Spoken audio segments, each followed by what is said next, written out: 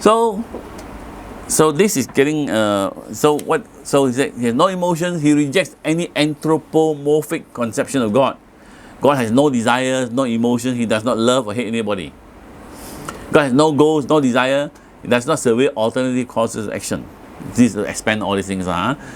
God's will, like everything else, arises necessarily from God's nature or essence, and so it has a determining cause.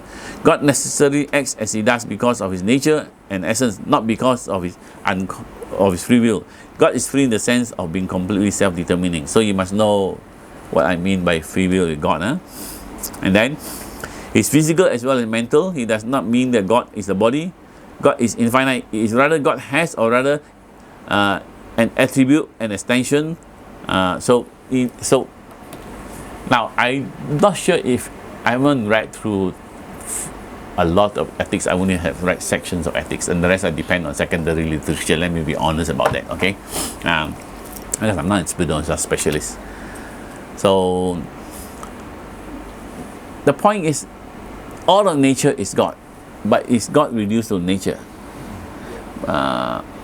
So you have to define what's nature, okay? God has a body. In the way, the world is God's body. Beyond that, I think will unexplored possibilities. I just leave it as that. You can imagine other possibilities, but at the moment, if the universe is infinite, there's nothing to talk about. There is an extension. But the universe as we know is finite, because there will be other worlds that we don't know. Then this world is only a limited modification of the unlimited one substance. Not forgetting there could be other extension which ultimately is infinite as God, but one substance is infinite.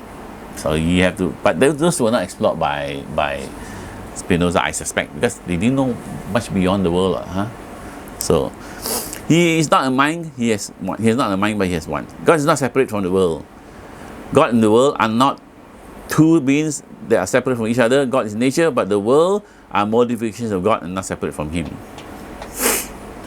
Okay, Nana, any question up to here? Yes. Yes.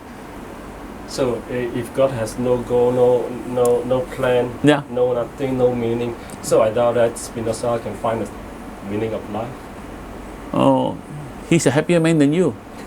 By all accounts. By all accounts.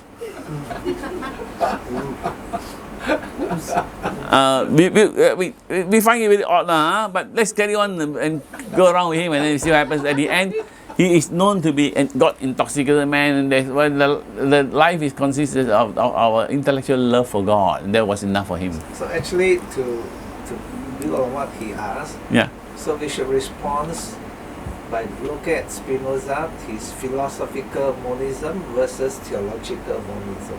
Would that be a proper way to... No, he has no separation between theology and philosophy. There's no separation for him. The highest theological language is philosophical language.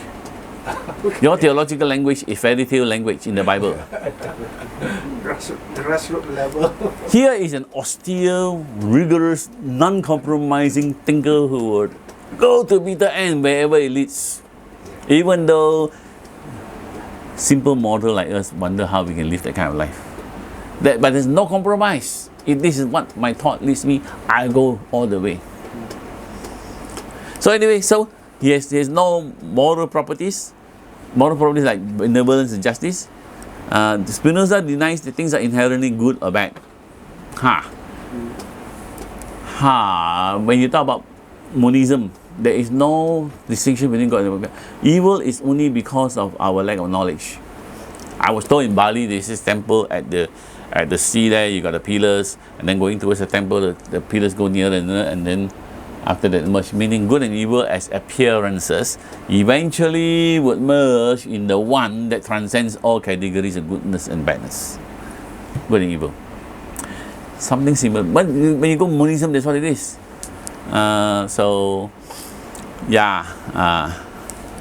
Spinoza decided things are inherently good or bad. So Hitler was, what was Hitler? You might want to ask, or Pol Pot, or some local politicians. Okay, I'm on camera, so I cannot name names.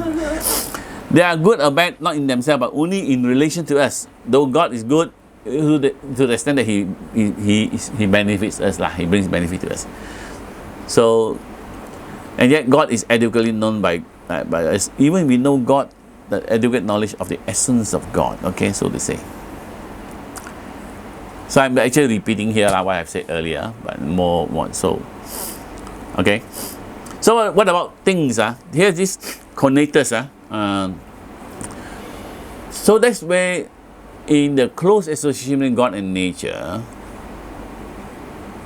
I think in one sense, that leads Spinoza to attribute some kind of striving in nature. There is also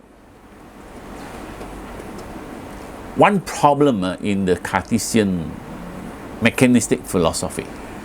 If objects impinge on one another, how can inanimate objects affect another inanimate objects? I mean, there should be no causal interaction between inanimate things. Now, in a modern mindset, can, because you know why? You do physics or whatever, everything reduces to atoms and forces between atoms. That's what it is. Now, what is energy? Can you define what is energy? I mean, I think our friend John Lee not say, give you example. Energy is what can do what. What's it? Nobody knows what's energy actually. What's energy? Can you give me a definition of energy? I don't know. Nobody knows. But here you have striving towards this. Objects, if insofar as they're capable of causal interaction, must have some modern say called energy or some striving, some conatus. So the whole point about this Spinoza, which says beings must persist, there's a certain striving. It is a kind of expression of dissatisfaction with the Cartesian kind of unchanging matter that somehow managed to impinge, affect one another. So there's something striving to be, okay? So conatus constitute the essence, though neither complete nor self-sufficient, as God, only God has the infinite perfect striving, so to say. And so once you go into that, then you have, okay, but how I want to attribute this conatus in being. At the same time, I also recognize I'm not a rock, and you don't treat me like chicken. So somehow in our philosophical kind of thinking, we also recognize that there's a distinction. You have so now you have a hierarchy of being that is always inescapable. So just as in the Aristotelian sense, you have the inanimate and the soul. It's like what's the category? I'll come to it later. So here you have inanimate, and then animate, and then persons. You always have this, the inanimate objects. Then you have the animate animals and plants, the soul, and then you have the spirit of humans. So you have degrees of conatus. So there is also a recognition. So in person especially, you have beyond physical cohesion and aspect of thought in human beings, you may want to say. Alone you have this expression of reason, so to say, and desire, reason and desire. So that's what you have, an introduction despite the one substance leading to the modification of the substance, and between the modification of God you now have degrees of conatus. This is forced upon him, I think, by our observation, but he will also deduce it in his Euclidean style philosophy, so to say. Okay. I think I will. But just want to say that here is Spinoza with his supreme intellectual, conceptual exercise. You cannot just talk about thought, but we have also emotions. We are not just all thought. Years ago, a very pretty lady asked me, can men and women have platonic love? I say, can, if you're all thoughts and no bodies. Okay lah. She was a very happily married woman. Married to a man far more distinguished than me anytime, okay? So that's why I can talk about this. I got nothing. But the point is, philosophers who only talk about thoughts and not include emotions, immediately you realize that they're dealing with what they call desiccated life, so to say. He has to say something about emotions. Emotions are that bodily modification, increasing or decreasing the active power of the body. So in the sense, emotions are the changing state of our consciousness, which we call feelings. Okay, never mind about that. Talk about emotions and passion. I'm now going faster because I want to deal with like this. Okay, I want to kind of emotions hold us in bondage. Emotion holds in bondage. So here you have emotions are modification of our body, okay, so to say. Okay, never mind about that. And emotions are the results of when lacking distinct ideas, confused ideas are woven into emotions. And so what is needed is to control your emotions by attaining first clarity of thought. And with clarity of thought, you will dispel your emotions. Does it sound logical or not? Sounds like Buddhism. No wonder men are superior to women, right? Of course, this is the provocation. Okay, so Women are more logical. actually, a woman's intuition beats the man anytime, you know. Serious, you know. I mean, we are men try to logic. The women say, "Oh, still get to the decision. Enough time." There's. My wife will tell me the right thing, lah. I tell you, lah. So don't underestimate a woman's intuition. I want to say, especially when it comes to human nature and relationship. We are men blah blah one. So, but for Spinoza, recognizing that there is emotion, still nevertheless emotion must be put in place as due to a lack of clarity of thought. And if emotions are due to a lack of clarity of thought, then emotions hold us in bondage, because in the lack of clarity you accompany it with fears and uncertainty. What is needed is to arrive at a life to be based on reason, clarity of thought, which means that will dispel the emotions that hold us in bondage. I don't know how he lives his life. No wonder he's not married. Maybe lah, he'll go and say, "Will you marry me?" He say, "Can I have the socio-economic relationship with you?" You know what I mean? Fiddler on the roof, okay? So him, the key towards a virtuous life is a life that's ruled by reason rather than emotion. And life of reason gain clarity about the causal forces that determine our circumstances, okay? So think, my brothers and sisters, think clearly, and life will be in control and serene. I mean, read philosophy, in other words. Read my book, in other words. Okay. So, and not only that, if you aspire the kind of life, you may want to say, I should go to this. You will think God's thoughts after Him. You will think the thoughts of God to gain the clarity of God's thoughts in your life. That is an expression of love for God, not in the emotional sense, I want to say. He is called a God-intoxicated man, Spinoza, because all he wants is clarity in his thought of God.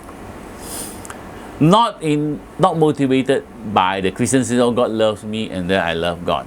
God does not love us or love us back. Because God doesn't love or hate anybody. Everything is necessary. So God has no object of love which is in himself. So in the sense, what you have is the kind of life is, you understand, think about now the conception of what it means ethically. Everything is by necessity, like Stoics.